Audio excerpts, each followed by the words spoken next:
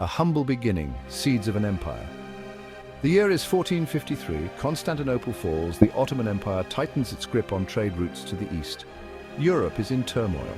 Yet from the ashes of this chaos, a family rises, not with armies or conquests, but with something much more potent: wealth. This is the story of the Van der Handels, a family shrouded in mystery, their origins humble, their ambition boundless. The Van der Handels began as wool merchants in Bruges, a bustling hub in Flanders.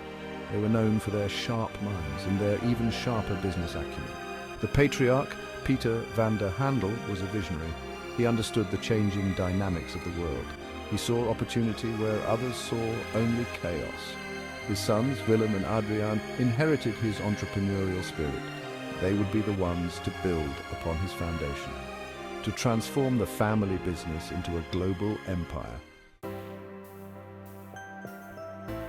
The patriarch's vision, a trading dynasty emerges. Peter van der Handel had a saying, "Fortune favors the bold."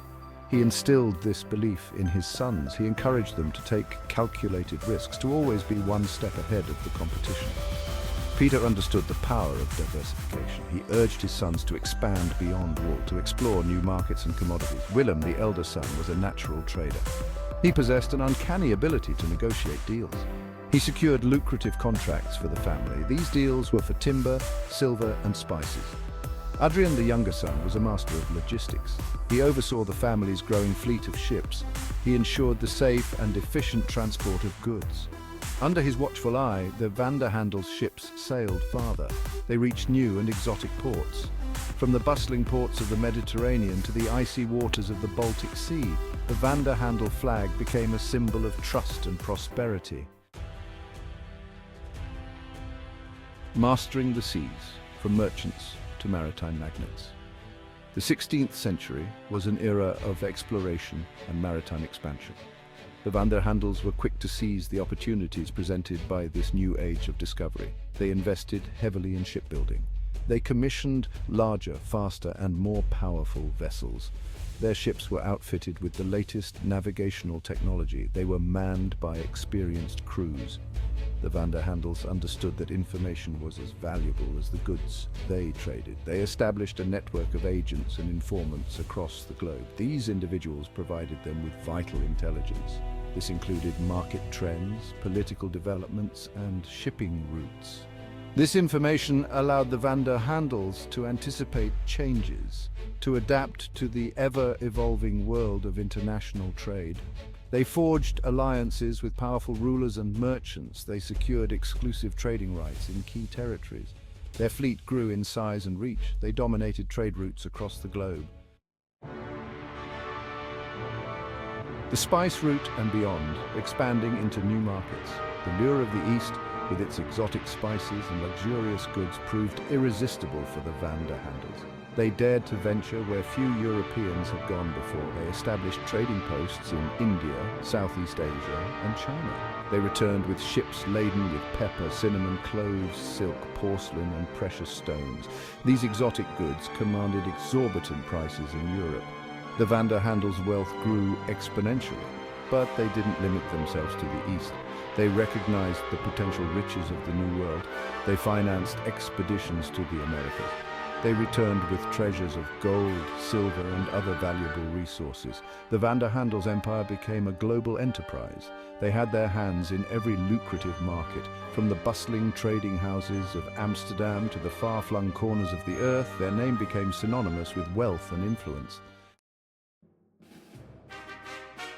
Section 5. A web of influence, securing favors and monopolies. The Van der Handels understood that wealth without power was fleeting. They cultivated relationships with monarchs, nobles, and government officials. They provided loans, financed wars, and showered influential figures with lavish gifts. In return, they received favors, monopolies, and protection for their trading interests.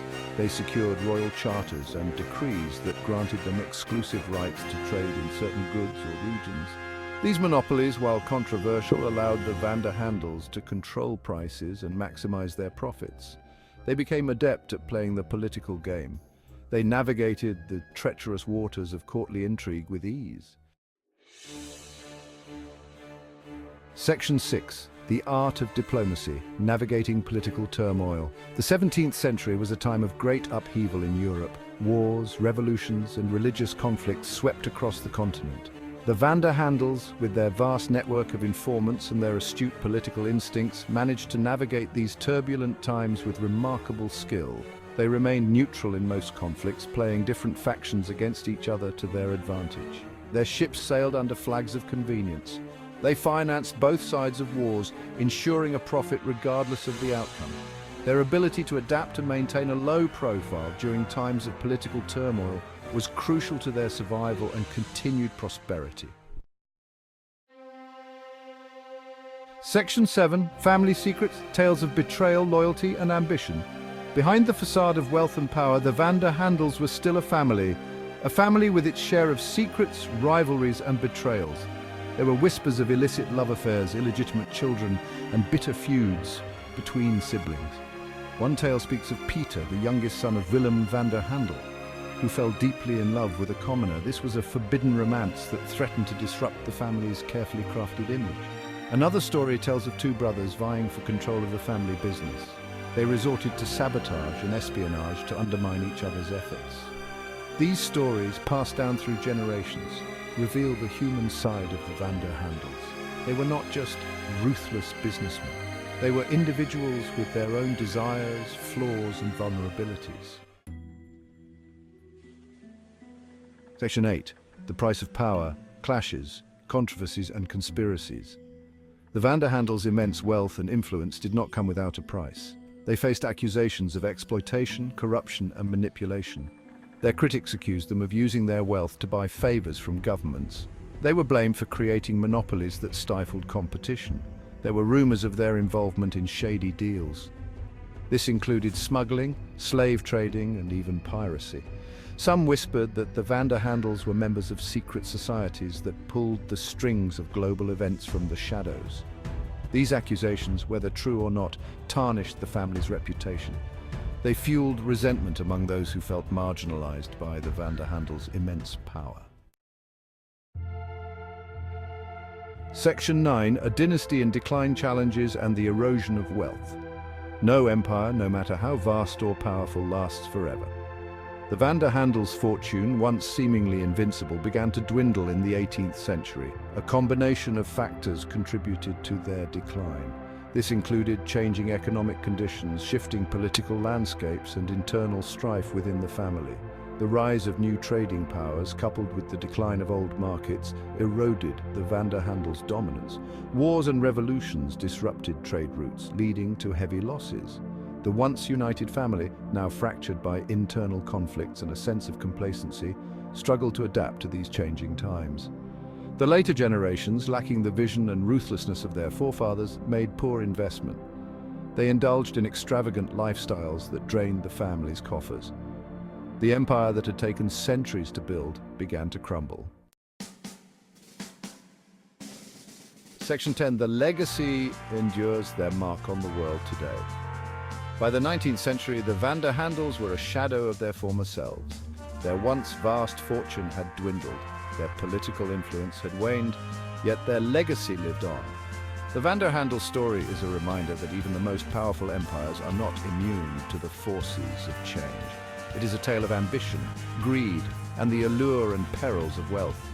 Their impact on the world, however, is undeniable. They played a pivotal role in shaping global trade routes, introducing new goods to Europe, and connecting different cultures through commerce. Their innovative business practices and financial strategies laid the groundwork for modern capitalism. Section 11. Conclusion. Lessons from the Empire of Shadows. The story of the Vanderhandels, the richest family in history, is a tale as captivating as it is cautionary. Their meteoric rise and slow decline offer valuable lessons about the nature of wealth, power, and the fickle hand of fate. They were masters of their craft, seizing every opportunity to expand their empire. Their story reminds us that success is often fleeting, and that the true measure of a legacy is not just in the accumulation of wealth, but in the impact one leaves on the world. Their story serves as a reminder that even empires built on a foundation of gold can crumble. and that the pursuit of wealth, if not tempered by wisdom and compassion, can ultimately lead to ruin.